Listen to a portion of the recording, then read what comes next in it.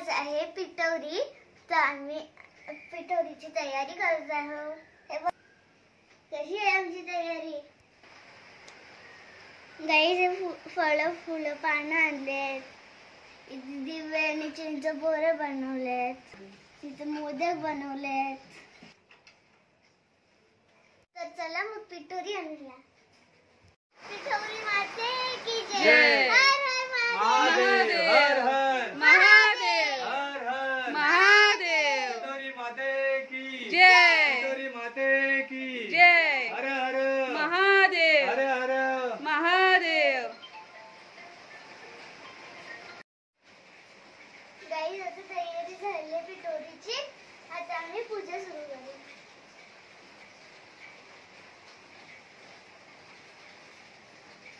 बघा कशी छान तयारी केली आम्ही पिठोरीची.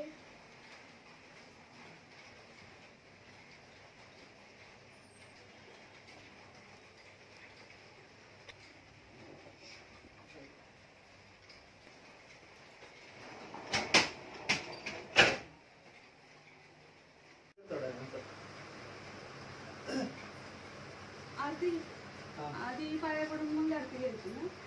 पाया पडायचं बस. आधी गणपती बाप्पाला वाकून.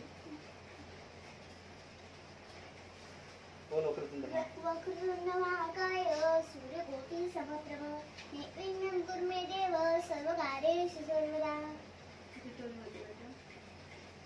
जय पिठोरी माता. जय पिठोरी माता.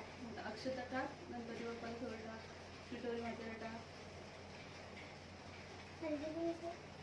तू हात पोचेल का.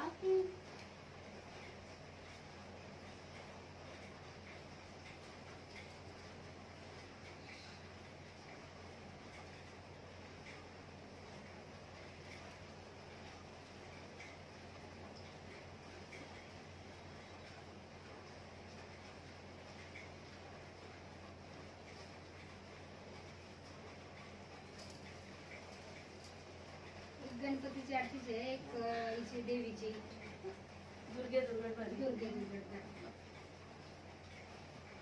जय पिठोरी माता. गणपती बाप्पा मोरया. सुख करता दुःख हरता वार्ता विघ्नाची दुर्वी पूर्वी प्रेम कृपा जयाची सर्वांगी सुंदर भविष्य दुराची कंठी गळे माळ मुक्ता फळांची. जय देव जय मंगल मूर्ती होशी मंगल मूर्ती दर्शन मात्रे मन कामना पूर्ती. जय देव रत्न गळ पारी तुझविन संसारी आणा जाणे अंबे करुणा विस्तारी वारी वारी जन्म मरण. मोरया रे बाप्पा मोरया रे मोरया रे बाप्पा मोरया रे मोरया रे बाप्पा मोरया रे मोरया रे बाप्पा मोरया रे मोरया रे बाप्पा मोरया रे मोरया रे बाप्पा मोरया रे. सदा सर्वदा योग तुझा गडावा, तुझे कारणी रे माझा पडावा. उभे नको गुणवंता अनंता, रघुनायका मागणे हेची आता. उपासनेला दूर चालवावे, गुरुदेव संतांसी सदा नमावे. सत्कर्म योगे वय घालवावे, सर्वांमुखी मंगल बोलवावे. ज्या ज्या स्थळी रे मन जाय माझे, त्या त्या स्थळी रे निज रूप तुझे. मी ठेवितो मस्तक ज्या ठिकाणी, तिथे तुझे सद्गुरु पाय दोन्ही. जय जय रघुवीर समर्थ. गणपती बाप्पा मोरया. मंगल मूर्ती मोरया. पिठोरी माते की जय पिठोरी माते की जय. हर हर महादेव. हर हर महादेव.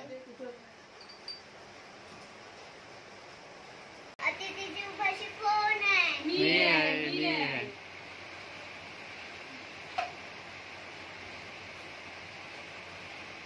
अतिथीची उपाशी कोण आहे. मी आहे. झाले का परत खाली ठेवू. आता त्याला काय होय सोरा तुला. मला घ्या. मला फक्त गुलाबजामुन पाहिजे. हा दे ना. युट्यूबचा चॅनल त्याचा आहे ना युट्यूब चॅनल जाम फेमस होत होते. किती 1 मिलियन. दीप दादाचे? ते माझे पण नाही झाले अजून 2 वर्षात. बोल आता, बोल जोरात बोला की. हं. तिला चांगलं आरोग्य भेटू दे, चांगली बुद्धी भेटू दे. आणि 1 मिलियन सबस्क्रायबर युट्यूबला. मजा तर होते. ये इकडं. कानात लावते की मी.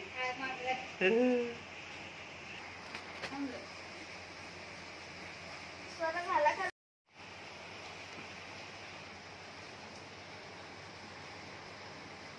मम्मी, एक मोदक दे. घे ना. ताई मोदक. मम्मा, आपण पिठोरी का साजरा करतो? तुझी ना एक कथा आहे. सांगू तुला? खूप खूप वर्षापूर्वी एक आटपाट नगर होतं. त्या आटपाट नगरामध्ये एक ब्राह्मण राहायचा. श्रावणाच्या अमावस्येच्या दिवशी त्याच्या वडिलांचा श्राद्ध असायचं. त्या दिवशी तो गावातल्या ब्राह्मणांना भोजनासाठी घरी बोलवायचा. वडिलांचं वर्षश्राद्धाच्या निमित्त तो त्यांना जेवणासाठी बोलवायचा. पण त्याची जी सून होती ती दरवर्षी श्रावणाच्या त्या अमावस्येच्या दिवशी तिच्या पोटात दुखायचं. ती गर्भवती असायची आणि मग सकाळपासून तिच्या पोटात दुखायला लागायचं आणि संध्याकाळपर्यंत ती बाळंतीण होऊन मेलेल्या मुलाला जन्म द्यायची. असं एकामागून एक असं 7 वर्ष घडत होतं. त्यामुळे तो ब्राह्मण अगदी त्रासला होता. मग 7व्या वेळी त्या ब्राह्मणाने त्या आपल्या सुनेला तिच्या मेलेल्या मुलाला तिच्या ओटीत घालून रात्री घराच्या बाहेर काढून हकलून दिलं आणि तिला सांगितलं की तू आता घरात राहू नको, तू निघून जा. ती बिचारी त्या मेलेल्या मुलाला आपल्या ओटीत घेऊन जंगलामध्ये रडत रडत निघून गेली. रात्री ती एका झाडाखाली बसून रडत असताना तिथं झोटिंगाची बायको आली आणि तिला तिची दया आली. मग ती तिला विचारते, अगं ये बाई, एवढ्या रात्री तू जंगलामध्ये काय करतेस? तर मग ती तिला सांगते की माझ्या बरोबर असं असं झालं की गेले 7 वर्ष मला दिवस राहतात. त्याच्यानंतर काय होतं, दरवर्षी श्रावणातल्या अमावस्येच्या दिवशी माझ्या सासऱ्यांच्या वडिलांचं वर्षश्राद्ध असतं. ब्राह्मण जेवणासाठी येत असतात. पण नेमकं त्याच दिवशी माझ्या पोटात दुखून येते. मी बाळंतीण होते आणि मेलेल्या मुलाला जन्म देते. म्हणून कंटाळून माझ्या सासऱ्यांनी मला या मेलेल्या मुलाला माझ्या ओटीत घालून मला घरातून हकलून दिलं. म्हणून मी या जंगलामध्ये आलेले आहे. त्या झोटिंगाच्या बायकोला तिची दया येते. मग ती तिला सांगते की इथून थोडे पुढे जा. तिथे रात्रीच्या वेळी 7 आसरा नागकन्या काय करतात, भगवान शंकरांचं शिवलिंग आहे तिथे पूजेसाठी येतात. रात्री त्यांची पूजा अर्चा करतात. तू तिथे जा. तिथे एक बेलाचं झाड आहे. त्या झाडावर बसून तू वाट बघ. पूजा झाल्यावर, संपन्न झाल्यावर त्या काय करतील, विचारतील अतिथी तिथं उपाशी कोण आहे? तेव्हा तू काय सांग की मी आहे. मग तुझ्या सर्व इच्छा पूर्ण होतील. मग ती ब्राह्मणाची सून असते, ती पुढे जाते. त्या वेलाच्या झाडावर लपून बसते. रात्री 7 आसरा नागकन्या तिथे येतात आणि शिवलिंगाची पूजा करतात. पूजा संपन्न झाल्यावर ते विचारतात इथे कोण आहे का? अतिथी तिथं उपाशी कोण आहे? मग ती वरून म्हणते झाडावरून की मी आहे. मग त्या तिला खाली बोलवतात. त्यांना ती झालेला वृत्तांत सगळा सांगतात. मग त्या प्रसन्न होतात आणि काय करतात, तिच्या मेलेल्या मुलाला पुन्हा जिवंत करतात. आणि याच्या अगोदर तिची जी मुलं गेलेली असतात त्यांनाही जिवंत करतात.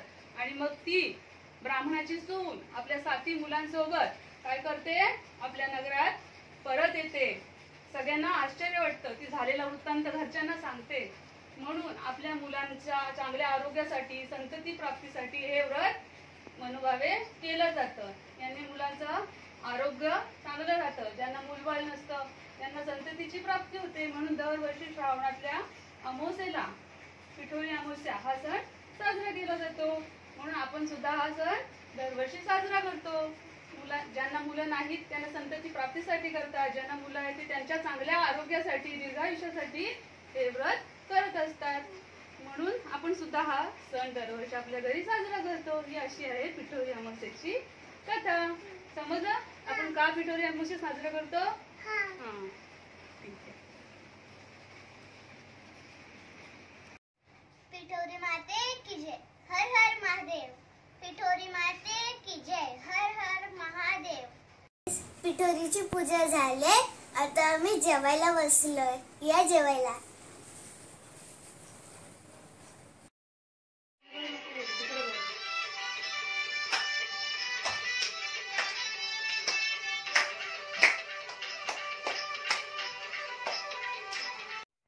श्रावण समाप्तीला अमावशेला पिठोरीचा सण आयला.